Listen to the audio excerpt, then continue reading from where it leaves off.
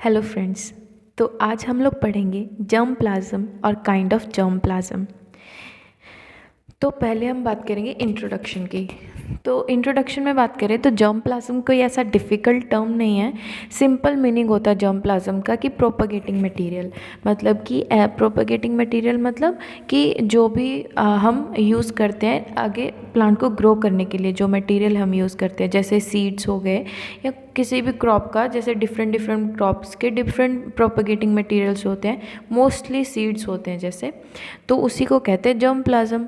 Germ plasm जो है वो रिप्रेजेंट करता है एंटायर जेनेटिक वेरिएबिलिटी इन ए क्रॉप स्पेसिस, मतलब कि क्रॉप स्पेसिस की जितनी भी जेनेटिक वेरिएबिलिटी प्रेजेंट है उन सबको मिला के हम जर्म प्लाज्म कहते हैं। मतलब जर्म प्लाज्म उस चीज़ को रिप्रेजेंट करता है, किस चीज़ को, किसी भी क्रॉप की जेनेटिक वेरिएबिलिटी को। ठीक है, सिंपल टर्म्स में अगर हम बात करें तो जो एमएससी करते हैं या पीएचडी जो आगे हायर स्टडीज़ करते हैं उनमें क्या होता है कि हमें एक प्लॉट दिया जाता है, छोटे छोटे प्लॉट्स दिए जाते हैं जहाँ पे हम रिसर्च अपनी थीसिस को मतलब लिखने के लिए जो रिसर्च करते हैं वो हम इन प्लांट्स पे मतलब इन छोटे छोटे प्लॉट्स पे करते हैं।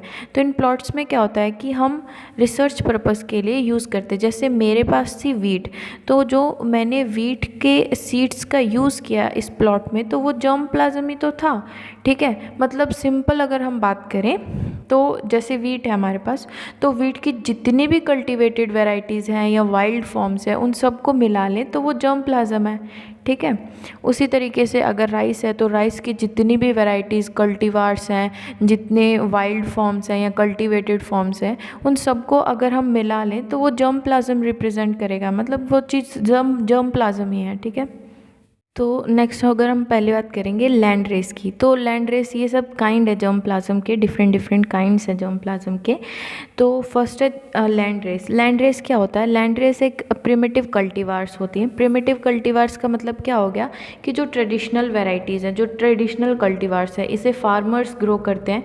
इनमें मतलब जो सिलेक्शन होती है प्लांट्स की या कल्टीवार्स की वो फार्मर्स खुद करते हैं, या इनमें कोई ब्रीडर्स या साइंटिस्ट्स की ज़रूरत नहीं पड़ती है। ठीक है, ऐसे कल्टीवार्स जो फार्मर्स जनरेशन आफ्टर जनरेशन उसी सेम कल्टीवार को ग्रो कर रहे हैं। ठीक है, मतलब कि एक जनरेशन ने वो सेम कल्टीवार ग्रो की, फिर उसके बाद जो नेक्स्ट जनरेशन है वो भी सेम कल्टीवार ग्रो कर रही है, उसकी नेक्स्ट वाले भी सेम कल्टीवार ग्रो कर रही है, मतलब वो सेम कल्टीवार ग्रो करते जा रहे हैं, तो उसे लैंड रेस कहते हैं। ठीक है, लैंड रेस की जो है हाई जेनेटिक डाइवर्सिटी होती है। हाई जेनेटिक डाइवर्सिटी का मतलब क्या होता है? पहले मैं आपको एक सिंपल मतलब कि नॉर्मल जो अपना डे टू डे लाइफ का एग्जांपल लेके समझाती हूँ, उसके बाद मैं इसे ऐसे एग्रीकल्चर का एग्जांपल लेके समझाने की कोशिश करूँगी। ठीक है, तो सबसे पहले अगर हम बात करें जेनेटिक डाइवर्सिटी क्या होती है, तो सपोज़ करो हमारे पास एक ये गाँव का बच्चा है और एक ये हमारे पास शहर का बच्चा है। ठीक है, अब क्या होगा कि शहर का बच्चा थोड़ा सा ऐसा क्या कहते हैं नाजुक सा होता है। ठीक है, एज़ कम्पेयर टू गाँव के बच्चे से। नाजुक इन द सेंस जैसे ये ज़्यादा धूप में नहीं रह सकते, ज़्यादा काम नहीं कर सकते हैं, इन्हें मतलब बिना फ़िल्टर का पानी पीने से दिक्कत हो जाती है, ऐसा कहते हैं। ठीक है, और वहाँ पे अगर हम गांव के बच्चे की बात करें तो इसमें क्या होगा कि इसे कोई फ़र्क नहीं पड़ता है, चाहे जितना मर्जी काम करवा लो, धूप में भी चले जाएंगे, कोई इतना दिक्कत नहीं होती है इन्हें। क्योंकि क्यों ऐसा होता है? क्योंकि वो उस टाइप के इन्वायरमेंट में रहना सीख जाते हैं, है ना। उसी तरीके से अगर हम किसी डिज़ीज़ की बात करें तो सपोज़ करो कि हम कॉमन कोल्ड की बात कर लेते हैं। ठीक है, ये नॉर्मली अगर हम बात करें कि कॉमन कोल्ड है तो वो गांव के बच्चों को थोड़ा सा कम होता है। क्यों? क्योंकि हम लोग मतलब इनका थोड़ा इम्यून सिस्टम स्ट्रांग होता है, ये कुछ भी खा लेते हैं, बीमार नहीं पड़ते हैं। ठीक है, ऐसे ऐसे सिचुएशंस का मतलब इन पर कोई ज़्यादा असर नहीं होता है एज़ कम्पेयर टू शहर के। क्यों? शहर वाले थोड़ा इम्यून सिस्टम उनका कमज़ोर होता है।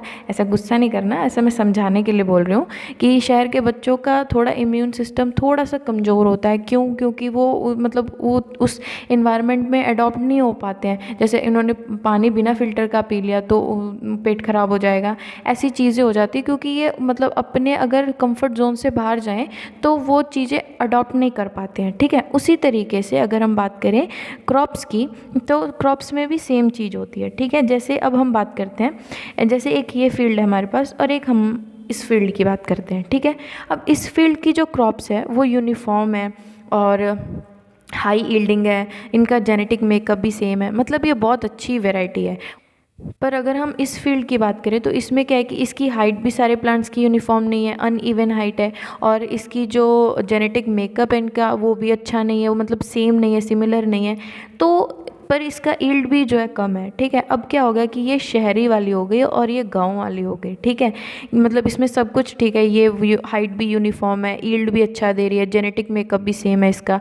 उसके अपोजिट है इसका, सब कुछ उसके अपोजिट है। तो क्या होगा कि अगर कोई नई डिजीज़ आएगी, मान लो कोई, अब ये वैरायटी डेवलप हुई है, हमने किसी एक हमारे पास डिजीज़ आ रही है, जैसे मान लो कि कोई भी कॉमन डिजीज़ आ रही है हमारी, जैसे कि वीट की डिजीज़ मान लेते हैं, ब्राउन रस्ट आ रही है, ठीक है। अब ये जो क्रॉप हमने ग्रो की, साइंटिस्ट्स ने जो ग्रो की, तो ये इसके पास सिर्फ यही है कि ये एक पर्टिकुलर रस्ट के अगेंस्ट ये मतलब क्रॉप जो है वो परफॉर्म करेगी। अगर कोई वो पर्टिकुलर मतलब ब्राउन रस्ट कोई भी है, अगर ब्राउन रस्ट आके इसको डिजीज़ को मतलब इस क्रॉप को अटैक करेगा, तो ये क्रॉप जो है उस ब्राउन रस्ट को रोक सकती है, क्योंकि इसके पास सिर्फ यही क्षमता है कि उस पर्टिकुलर रस्ट को रोक सकती है। बाकी ये किसी और डिजीज़ को नहीं रोक सकती। क्यों? क्योंकि इसका जेनेटिक मेकअप सेम है और इसके पास कोई वैसी क्षमता भी नहीं है। पर अगर हम बात करें ये वाली वैरायटी की, तो ये जो है ये किसी भी डिजीज़ को रोक सकती है, ठीक है। ना सिर्फ रस्ट को, पर रस्ट के अलावा कोई दूसरी डिजीज़ या इंसेक्ट इसके ऊपर अटैक करेगा, तो इसके पास वैसी क्षमता है कि वह इस मतलब उस पर्टिकुलर जो नई इंसेक्ट या डिजीज़ इसके ऊपर अटैक कर रही है उसको ये रोक सकती है। कैसे? क्योंकि इसका जेनेटिक मेकअप सेम नहीं है। अब हो सकता है कि अगर कुछ प्लांट्स मतलब कुछ प्लांट उसे नहीं रोक पा रहे हैं, ठीक है, उस डिजीज़ को, वो डिजीज़ उन कुछ प्लांट्स पे लग गई, पर हो सकता है इस प्लांट में कुछ ऐसे, इस फील्ड में कुछ ऐसे प्लांट्स हो जिनके पास मतलब कि वो जेनेटिक डाइवर्सिटी मतलब ज़्यादा हो, उनकी क्षमता बहुत अच्छी हो कि वो उन नई डिजीज़ से लड़ सकते हैं। पर ऐसा इस फील्ड में ऐसा नहीं होगा। क्यों? क्योंकि इन सब की तो जेनेटिक मेकअप सेम ही है, सब तो एक जैसे ही है ना। तो अगर कोई भी नई वैरायटी अगर एक पे इफेक्ट करेगी तो वो सब पे इफेक्ट करेगी, पर इस प्लांट में ऐसा नहीं है। इसमें अगर एक पे इफेक्ट करेगी तो वो दूसरे पे नहीं करेगी, क्योंकि इनका जेनेटिक मेकअप सेम नहीं है, ठीक है।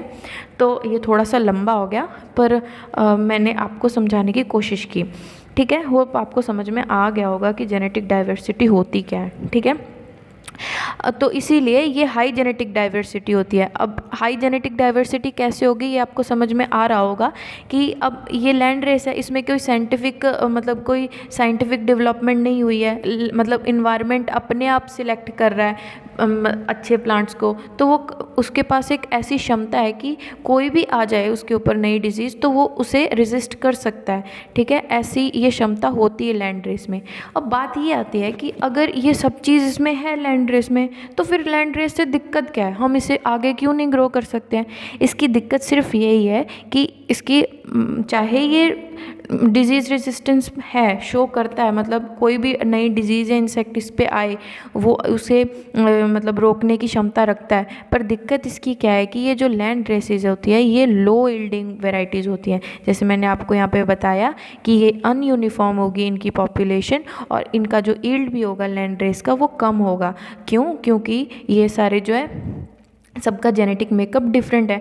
अब जो आजकल की वैरायटीज़ आप देखते हो जैसे वीट की, राइस की, इनका ये हाई यील्डिंग वैरायटीज़ है। क्यों? क्योंकि सब यूनिफॉर्म है। आप फील्ड में जाके देखोगे तो सबकी हाइट एक सी होती है, सब प्लांट्स की, है ना। तो इसका मतलब क्या है कि उनकी वैरायटीज़ की जो मतलब ग्रीन रेवोल्यूशन से पहले की बात करें तो तब इतना हमें मतलब हाई यील्डिंग वैरायटीज़ नहीं थी हमारे पास। क्यों? क्योंकि उनकी यूनिफॉर्म नहीं थी, पॉपुलेशन यूनिफॉर्म नहीं होती थी, उनका जेनेटिक मेकअप भी एक जैसा नहीं होता था। पर ग्रीन रेवोल्यूशन के बाद से हमारी वैरायटीज़ जो है वो उनकी हाइट भी मतलब छोटी हो गई, ड्वार्फ वैरायटीज़ हमने यूज़ करना शुरू की, यूनिफॉर्म होती हैं और उनकी हाई यील्डिंग वैरायटीज़ हैं ये सब, ठीक है।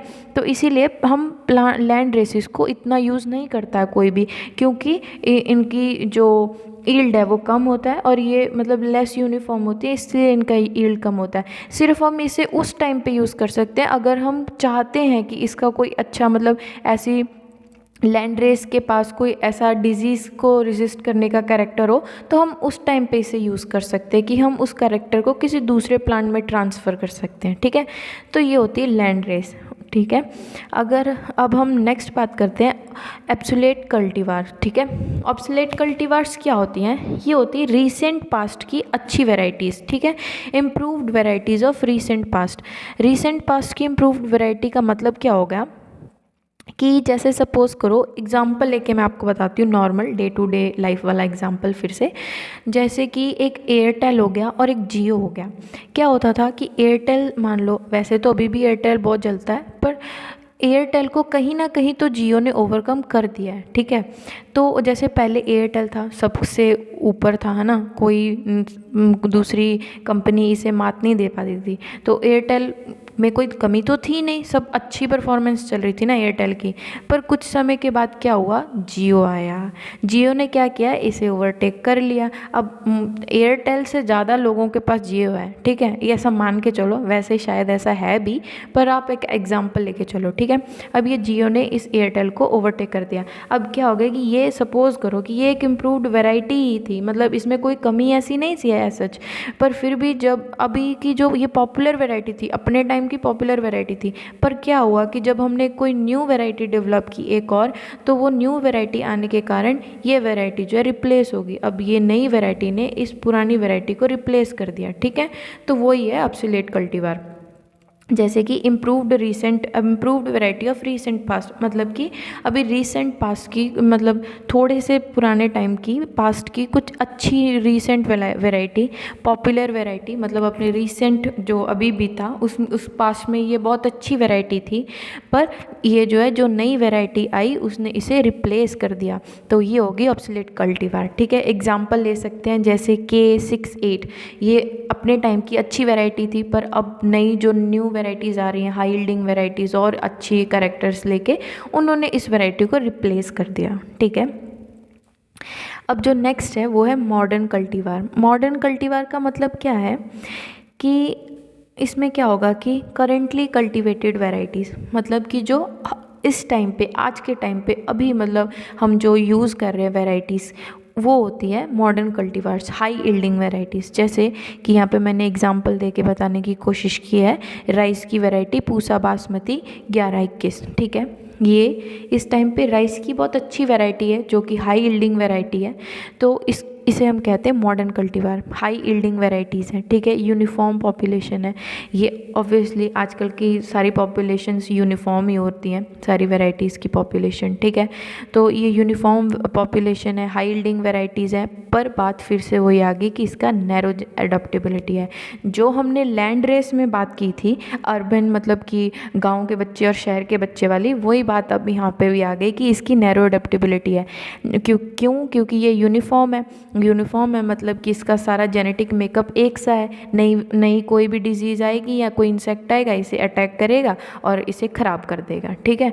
तो यही हो गया इसका नैरो एडॉप्टेबिलिटी या नैरो जेनेटिक बेस। एडॉप्टेबिलिटी भी कह सकते हैं कि किसी दूसरे इन्वायरमेंट में जाके, अच्छे से इन्वायरमेंट में जाके अडॉप्ट नहीं करेगी। जैसे कुछ बच्चे होते हैं ना, एक होता है थोड़े से कंजर्वेटिव बच्चे होते हैं और एक होते हैं पूरे ऐसे मस्त बच्चे जो कहीं पे भी चले जाएं उन्हें कोई फ़र्क नहीं पड़ता है, कि वो हर जगह जाके अपना ही घर समझ लेते हैं हर जगह को। पर कुछ ऐसे बच्चे होते हैं कि जिन्हें मतलब वो अपने घर के अलावा किसी दूसरे घर में जाके ऐसा कंफर्टेबल फील नहीं करते हैं ना, उनको ऐसा लगता है कि हम जल्दी जल्दी वापस अपने घर जाएं, हमें यहाँ पे नहीं रहना। तो वो वैसे होते हैं कि वो हर इन्वायरमेंट में अपने आप को अडॉप्ट नहीं कर पाते हैं एज़ कम्पेयर टू दूसरा वो जो मस्त वाला बच्चा है उसके कंपेयर, ठीक है। तो वैसे ही होता है कि इसका नैरो अडॉप्टेबिलिटी होती है, मतलब ये हर इन्वायरमेंट में अच्छे से नहीं ग्रो कर पाती है, और इसे जो है नैरो जेनेटिक बेस भी होता है इसका, मतलब कोई भी इंसेक्ट या कोई भी डिजीज़ जो नहीं है कि वो इसे आसानी से अफेक्ट कर सकती है, ठीक है। अब नेक्स्ट बात करें तो advanced breeding line. Advanced breeding line का मतलब क्या होता है कि प्री रिलीज्ड प्लांट मतलब कोई भी, सपोज करो हम एक साइंटिस्ट है, वो साइंटिस्ट एक नई वैरायटी रिलीज़ करना चाह रहा है, कोई ब्रीडर है, ठीक है। तो वो क्या करेगा कि उस वैरायटी को रिलीज़ करने से पहले वो कुछ मतलब उस वैरायटी की कुछ थोड़े से लाइन्स को वो पहले ग्रो करेगा ना, पहले वो परफॉर्मेंस देखेगा। अगर उसकी परफॉर्मेंस अच्छी आ रही है, उसे कोई डिजीज़ नहीं लग रही, मतलब वो जिस पर्टिकुलर चीज़ पे रिसर्च करना चाह रहा है, अगर वो लाइंस उस पर्टिकुलर रिसर्च पे पूरी अपना अच्छी परफॉर्मेंस देगी, तभी ना वो आगे जाके न्यू वैरायटी रिलीज़ करेगा। ठीक है, तो वही जो थोड़ा सा टेस्ट करने के लिए जो लाइंस लेता है, उसी प्री रिलीज्ड प्लांट्स को हम एडवांस ब्रीडिंग लाइन कहते हैं। ठीक है, मतलब रिलीज़ करने से पहले की जो लाइंस होती हैं ब्रीडर के द्वारा जो रिलीज़ की जाती हैं, ताकि हम उनके ऊपर साइंटिफिक रिसर्च कर सकें। उसको रिलीज़ नहीं होगी तब तक जब तक कि वो जो ब्रीडर चाहता है कि जैसी वैरायटी में डेवलप करूँ वैसी हो जाएगी, अगर जब वो वैरायटी, तो उसे वो फार्मर्स को दे देगा, तो वो फार्मर्स आगे जाके ग्रो कर लेंगे। ठीक है, तो ये होगी एडवांस ब्रीडिंग लाइंस। ठीक है, नेक्स्ट है वाइल्ड फॉर्म। वाइल्ड फॉर्म का मतलब क्या होता है कि मतलब कि वो शहरी और गांव वाले बच्चे की बात आ गई। तो जैसे कि जो शहरी वाला बच्चा है, शहर वाला बच्चा है, वो कल्टीवार वो कल्टीवार है जो हम ग्रो कर रहे हैं, और जो गांव वाला बच्चा है वो मान के चलो कि वाइल्ड फॉर्म है। तो वो सेम दोनों ही इंसान है, पर उनमें फ़र्क सिर्फ ये है कि जो शहर वाला है वो हम थोड़ा कल्टीवेटेड वैरायटी है, और जो गाँव वाली है वो उसी की वाइल्ड फॉर्म है। वाइल्ड फॉर्म मतलब वो थोड़ा स्ट्रॉन्ग है, उसका इम्यून सिस्टम स्ट्रॉन्ग है, उसके पास ऐसी क्षमता है कि वो किसी भी डिजीज़ को मतलब उसे डिजीज़ जल्दी नहीं लगेगी, क्योंकि उसका इम्यून सिस्टम स्ट्रॉन्ग है। वो कोई भी काम कर सकता है, उसे इतनी गर्मी नहीं लगती, वो इतनी सर्दी भी नहीं लगती, क्योंकि वो वैसे इन्वायरमेंट में रहता है, उसे कोई फ़र्क नहीं पड़ता है एज़ कम्पेयर टू शहर वाला। ठीक है, अब आप लोग इसे गुस्सा मत करना शहर वाला और गाँव वाले से, मैं सिर्फ आपको समझाने के लिए ऐसा एग्जाम्पल दे रही हूँ। ठीक है, तो अभी उसी तरीके से जो ये गांव वाला है वो एक वाइल्ड फॉर्म है शहर वाले की। ठीक है तो दोनों बच्चे, दोनों इंसान। ठीक है, तो वो शहर वाले की वाइल्ड फॉर्म है गांव वाला। उसी तरीके क्योंकि उसी तरीके से वाइल्ड फॉर्म की जो है हाई डिग्री ऑफ रेजिस्टेंस होता है। हाई डिग्री ऑफ रेजिस्टेंस का मतलब क्या हो गया कि उसके पास ऐसी क्षमता होती है कि वो किसी भी डिजीज़ से लड़ सकता है। ठीक है, तो वाइल्ड फॉर्म का हम यूज़ उस टाइम पे कर सकते हैं, सपोज़ करो कि हम कोई हाइब्रिडाइजेशन प्रोग्राम कर रहे हैं, एक नई वैरायटी डेवलप करना चाहते हैं। अब हम चाहते हैं कि उस नई वैरायटी में कुछ ऐसे डिज़ायरेबल कैरेक्टर्स हम लाएं जो कि उस वैरायटी में खुद नहीं है। अगर हम उसे उसी की किसी पेरेंट्स के साथ, मतलब उसी वैरायटी का कोई दूसरा पेरेंट लेंगे और उन दोनों को क्रॉस करेंगे, तो उसकी प्रोजेनी में वो कैरेक्टर नहीं आएगा जो हम चाहते हैं। ठीक है, जैसे सपोज़ करो कि हम चाहते हैं कि कोई एक पर्टिकुलर डिजीज़ ले लेते हैं, जैसे कि फिर से रस्ट ही ले लेते हैं। जैसे कि हम चाहते हैं कि येलो रस्ट के अगेंस्ट हम एक डिज़ीज़ मतलब एक वैरायटी बनाएं कि वो येलो रस्ट के अगेंस्ट फाइट कर सके। पर अब हमारे कल्टीवेटेड स्पीसीज़ में तो वैसा करेक्टर है नहीं, तो हम क्या करेंगे कि वाइल्ड फॉर्म में अगर वो करेक्टर होगा तो हम वाइल्ड फॉर्म के साथ कल्टीवेटेड फॉर्म को क्रॉस कर देंगे। तो जो हमारी F1 बनेगी उसके पास जो वाइल्ड का करेक्टर चाहते हैं हम डिजीज़ वाला, कि वो येलो रेजिस्टेंस हो, येलो रस्ट रेजिस्टेंस हो, वो करेक्टर, और जो कल्टीवेटेड वैरायटी का हमारा जो करेक्टर्स हैं, जो अच्छी हाइट है, इसकी ड्वार्फ वैराइटीज़ हैं, नंबर ऑफ़ टिलर्स ज़्यादा है, हाई यील्डिंग है, तो वो दोनों चीज़ें हमारे जो F1 होगी हाइब्रिडाइजेशन के बाद उसमें वो आ जाएगी। ठीक है, तो हम वाइल्ड फॉर्म्स को या उस टाइम पे क्रॉसिंग के पर्पज़ के लिए यूज़ कर सकते हैं। मतलब कि कोई भी जब हम डिज़ायरेबल ट्रेड ट्रांसफ़र करना चाहें तो उस टाइम पे हम वाइल्ड फॉर्म्स का यूज़ कर सकते हैं। ठीक है, नेक्स्ट बात करें म्यूटेंट्स की। तो म्यूटेंट्स क्या होते हैं? म्यूटेंट्स जनरली सबको मालूम ही है कि म्यूटेशन का मतलब होता है कि कोई भी हमारे डीएनए में कोई सडन चेंज आ जाता है तो उसे हम म्यूटेशन कहते हैं।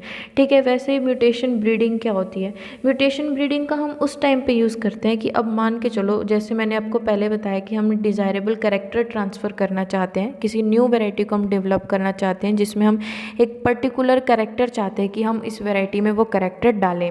ठीक है, पहले हमने क्या किया, हमने देखा कि कल्टीवेटेड वैरायटी में वो कैरेक्टर नहीं है हमारे पास।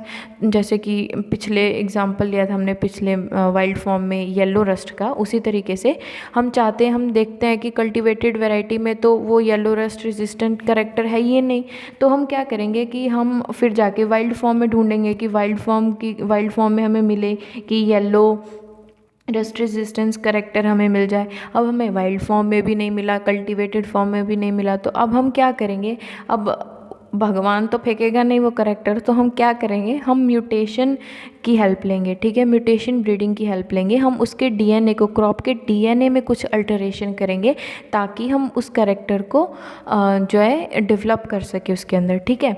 तो मतलब आर्टिफिशियल भी हो सकता है और कुछ प्लांट्स में नेचुरल म्यूटेशन भी हो जाती है, ठीक है। तो इसे कहते हैं म्यूटेशन, म्यूटेंट्स। जैसे एग्जांपल ले सकते हैं डीजीओवो जीन या फिर नॉरिंटेन जीन्स का यूज़ किया ताकि जो वीट की वैरायटीज़ हैं वो ड्वार्फिंग वैरायटीज़ हो सके, हाई यील्डिंग वैरायटीज़, ठीक है। तो ये था हमारा लास्ट पॉइंट, म्यूटेंट्स, ठीक है। तो होप आपको ये सब समझ में आया होगा जो मैंने आपको समझाने की कोशिश की।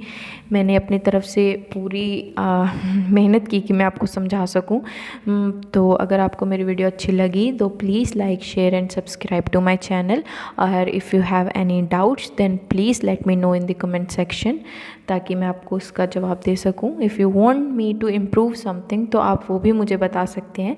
तो I will more than happy to know कि आपको कैसा लग रहा है, मेरे यहाँ पढ़ाया हुआ समझ में आ भी रहा है या मैं सिर्फ टाइम ही वेस्ट कर रही हूँ। So thank you so much. Please like, share and subscribe to my channel.